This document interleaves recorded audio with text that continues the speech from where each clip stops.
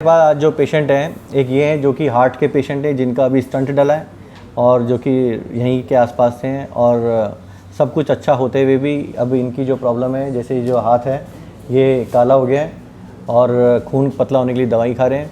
अभी इनको हमारे बारे में पता चला, फिर ये हमारे पास आए। तो जब ऐसे पेशेंट होते हैं जिनको ऐसे कुछ भी अपने आप बिना चोट लगे हाथ ब्लैक होने लगता है, उसमें सर्कुलेशन कम हो जाता है, तो इनका कहीं से भी ट्रीटमेंट बेकार नहीं हुआ, 100% सही हुआ है। क्योंकि जब इनको इसके लिए एवेल्यूएट किया तो इनको दिखा कि हार्ट के स्टंट की ज़रूरत थी, तो वो हार्ट के स्टंट डाल दिए, उससे आदमी ज़िंदा है। लेकिन उसके बाद बहुत सारी प्रॉब्लम आती हैं लोगों को, क्योंकि खून पतला होने की दवा होती है वो चलाते हैं, और भी बहुत सारी चीज़ें होती हैं। और कई लोगों को इस टाइप की प्रॉब्लम हो जाती है क्योंकि उनको लगता है कि सिर्फ एक ही जगह ब्लॉक है, लेकिन ब्लॉक एज के साथ मल्टीपल लेवल पर आता है। तो इन्होंने फिर दोबारा डॉक्टर साहब ने इन्वेस्टिगेशन कराई तो पता चला ब्लॉक यहाँ पर भी है। तो जब वो ब्लॉक पता चला तो वो उसके लिए ऑपरेशन होता है। तो ऑपरेशन भी तब करना होता है जब पेशेंट बिल्कुल सेफ़ हो, जान बची हो, स्टेबल हो, जिसका इमीडिएटली हार्ट का स्टंट डला है, और उसके बाद दूसरा ऑपरेशन करना आसान नहीं होता। लेकिन आज इनको 7 दिन हो गए हैं और वो ब्लॉक है। उस टाइम इनको खूब ज़्यादा दर्द था, 2 दिन खूब दर्द था ना, ठीक है। आज ये मेरे पास आए हैं, सर इसका फर्दर ट्रीटमेंट क्या है। तो ऐसे लोग हमसे 3 गलतियाँ करते हैं। पहली गलती करते हैं कि सर ये ठीक हो जाना चाहिए चाहे कितने पैसे ले लो। दूसरी गलती करते हैं कि सर कितना परसेंटेज सक्सेस है। और तीसरी गलती करते हैं सर ये हाथ काम तो करेगा कि नहीं करेगा।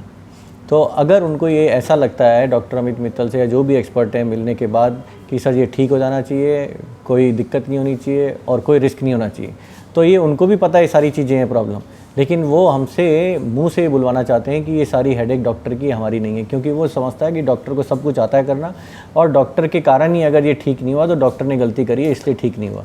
तो ऐसा कभी नहीं होता। ऐसे केस कॉम्प्लिकेटेड केस होते हैं जिनको हमने इनको दिखा दिए, इस टाइप के केस किए हैं हमने और करते हैं। लेकिन हम ऐसे टाइप के पेशेंट्स को क्या बोलते हैं कि लाइफ इज़ फर्स्ट, लाइफ इसकी ठीक है, लेकिन आप ही को रिस्क लेना है ऑपरेशन के टाइम का। हम वहाँ के जाके खोल कर देखेंगे, वहाँ पर रिपेयर करेंगे या स्टंट डालेंगे, और उसके बाद देखेंगे सर्कुलेशन कैसा है। सब कुछ ठीक ठाक रहा तो हाथ बच गया। अब जो मांसपेशियाँ उस टाइम सर्कुलेशन ना होने के कारण ख़राब हो चुकी हैं वो दोबारा ज़िंदा नहीं हो सकती। तो हाथ में कितना मूवमेंट आएगा ये हम नहीं बता सकते, हाथ में सेंसेशन आएगा नहीं है ये हम नहीं बता सकते। वो किस चीज़ के ऊपर डिपेंड है कि कितनी वहाँ पे जनसंख्या है जो कि ज़िंदा है। अगर वो ज़िंदा है तो वो धीरे धीरे काम करने लग जाएगी, उनको खाना। नहीं ज़िंदा है तो हाथ ज़िंदा है लेकिन काम नहीं करेगा। अब ये पेशेंट को ये ऑपरेशन करवाना चाहिए नहीं करवाना चाहिए, ये पेशेंट ये कन्फ्यूज़ होकर आपके गेट से वापस चला जाता है और वो ये सोचता है कि डॉक्टर हमको नहीं समझा पाया और इसीलिए हमने इलाज नहीं करवाया और हमने इसका किसी दूसरी जगह इलाज करवा लिया। ऐसा वो दुनिया में बोलता है, जबकि ऐसा नहीं है। उसने अपने आप को स्टेबल नहीं कर पाया एक्सपर्ट आदमी के सामने, और अपना जो प्रॉब्लम था वो डॉक्टर के ऊपर डालकर उसने क्या सोचा कि डॉक्टर की गलती के कारण हमारा नहीं ऑपरेशन हुआ। ऐसा नहीं है। हमने इनको बेस्ट ट्रीटमेंट बताया और हम डेली करते हैं, लेकिन उसके बाद भी हर पेशेंट अगर समझदार नहीं है एक्सेप्ट अंडरस्टैंड करने के लिए, तो जो चीज़ उसकी किस्मत में लिखना है वो होना है, और वो चाहे हमारे से हो चाहे विदाउट है। तो ऐसे आदमी को जो भी डॉक्टर कह रहा है कि अगर इसमें ट्राई करनी चाहिए तो ट्राई करवानी चाहिए। अगर रिस्क बहुत ज़्यादा है तो डॉक्टर खुद ही नहीं करेंगे, वो बेहोश वाले डॉक्टर को दिखाएंगे। तो आपको जब भी इस टाइप के केसेस होते हैं आपको क्या सोचना होता है कि डॉक्टर से रिस्क पूछो सर, और ऐसी चीज़ हमें करवानी चाहिए नहीं करवानी चाहिए, और करवाने में क्या रिस्क है, और अगर कोई रिस्क नहीं है और अगर ड्यूरिंग ऑपरेशन में लगता है वो नहीं होगा तो एक्सेप्ट करवानी होगा। हाँ, लेकिन पैसे लग गए आपके, बस ये थोड़ा सा एक कन्फ्यूजन पार्ट होता है कि सर पैसे लग गए और ठीक भी नहीं हुआ। तो जब आदमी को परेशानी होती है तो उसमें ये चीज़ नहीं देखनी होती कि ये ठीक हुआ कि नहीं हुआ, आपने ट्राई करवाई नहीं करवाई ये देखना होता है। जैसे आप अपने बच्चे को बोलते हो कि एग्ज़ाम देकर आज नहीं पास होगा तो कोई बात नहीं, अगली बार हो जाना, तो ऐसे ही यहाँ पर भी करना चाहिए आपको। लेकिन वो कब होना चाहिए, जब आप एक्सपर्ट के पास मिल रहे हो। के थ्रू मैं ये बताना चाहता हूँ, ये पेशेंट है और इन पेशेंट में सेम चीज़ है, लेकिन दिखने में इनका क्या लग रहा है हाथ की, इनका हाथ ब्लैक हो गया है। इनका ये मेरे पास आए थे, कौन सा वाला हाथ है, ये वाला हाथ। जब ये मेरे पास आए थे इस हाथ का ना ऊपर उठता था, ना ये मुड़ता था, ना सीधा होता था।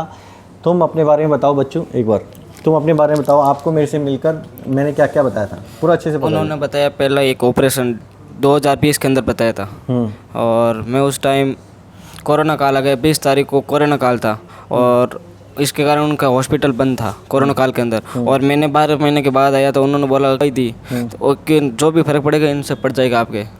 और मेरे बहुत फ़र्क पड़ा, 2,500-3,000 इतना हाथ मूवमेंट होता है ये, जो बिल्कुल नहीं मुड़ता था। हाँ, कभी नहीं मुड़ता था, और यहाँ कभी कभी पता चलता है।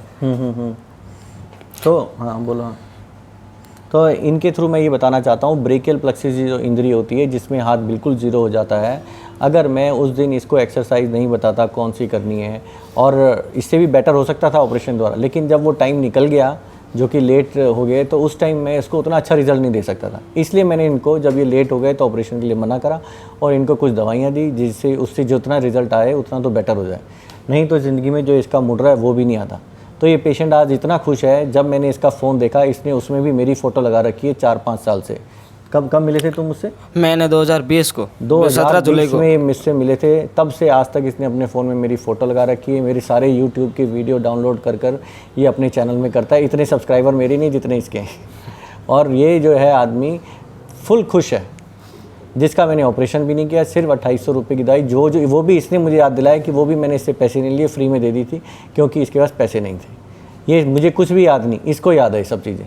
तो जब आदमी आपको डॉक्टर को जो उसको बेस्ट आता है, अब इसके पास ना पैसे ना कुछ, लेकिन फिर भी एक्सपर्ट से मिल लिया। क्यों मिल लिया? क्योंकि इसका लक अच्छा था और उस टाइम मैंने इसका ऑपरेशन कर देता तो शायद और बेटर हो जाता, लेकिन उसके बावजूद भी आज ये काम करने लायक है। सारा कोई ऐसा काम है जो तुम नहीं कर रहे? बस एक रोटी नहीं बनती और सब बना लेता हूँ। एक रोटी नहीं बन रही, बाकी सब बना लेता है। ऐसे ही एक पेशेंट और है हमारे पास जो कि दिल्ली से, झारखंड से आया, जिसका हमें ऑपरेशन करना है। तो वो अगर ये रोना लग जाए कि सर मेरा पूरा तो ठीक नहीं हो रहा सर, फिर मैं क्यों ऑपरेशन कराऊं, तो उसको ये पता ही नहीं कि जितना आ रहा है उतना भी फ़ायदा है आपके लिए। तो इन चीज़ों में क्या करना होता है, एक्सपर्ट को ढूंढना होता है और जो वो कह रहे हैं वैसे कराना होता है।